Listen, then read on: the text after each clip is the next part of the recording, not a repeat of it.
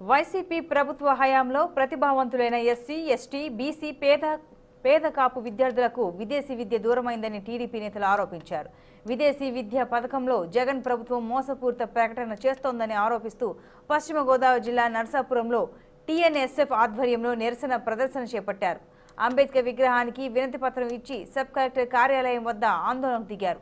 గత ప్రభుత్వ హయాంలో విదేశాల్లో చదువుకునే విద్యార్థుల కోసం ప్రభుత్వం 364 కోట్లు కేటాయిస్తే జగన్ ప్రభుత్వం కేవలం 19 కోట్లు మాత్రమే ఇవ్వడం సిగ్గుచేటన్నారు ఆ పార్టీ ఇన్ఛార్జ్ పొత్తూరి రామరాజు. మోహన్ రెడ్డి గారు చేస్తున్న మోసాలు రోజు రోజుకి పెరిగిపోతా ఉన్నాయి. ఎందుకంటే తెలుగుదేశం పార్టీ అధికారంలో ఉండగా చంద్రబాబు నాయుడు గారు ఆ రోజున విదేశీ విద్య కింద 4,923 మందికి విదేశీ విద్య నిమిత్తం ఇతర దేశాలకు పంపిస్తే జగన్మోహన్ రెడ్డి గారు వచ్చిన తర్వాత కేవలం 213 మందిని మాత్రమే పంపించి చేతులు దులుపుకోవడం జరిగింది. అంతేకాదు ఆ రోజున సుమారుగా 350 కోట్ల రూపాయలు చంద్రబాబు నాయుడు గారు ఖర్చు పెడితే ఈయన ఖర్చు పెట్టింది కేవలం 19 కోట్ల రూపాయలు మాత్రమే. అంతేకాదు 19 కోట్ల రూపాయలు పేద ప్రజలకి బడుగు బలహీన వర్గాల వారికి ఇచ్చి 20 కోట్ల రూపాయలు ఆయన ప్రచారం చేసుకోవడం జరిగింది.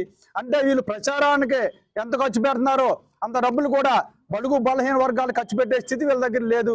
అంతేకాదు జగన్మోహన్ రెడ్డి గారు ఈ యొక్క పథకానికి ఆయన ఒక సొంత పేరు పెట్టుకోవడం జరిగింది.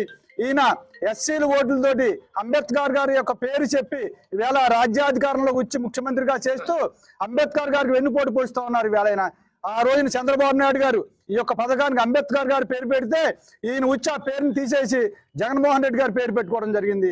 అంటే అంబేద్కర్ గారి మీద ఎంత గౌరవం ఉందో ఈయనకు అర్థమవుతా ఉంది ఈవేళ.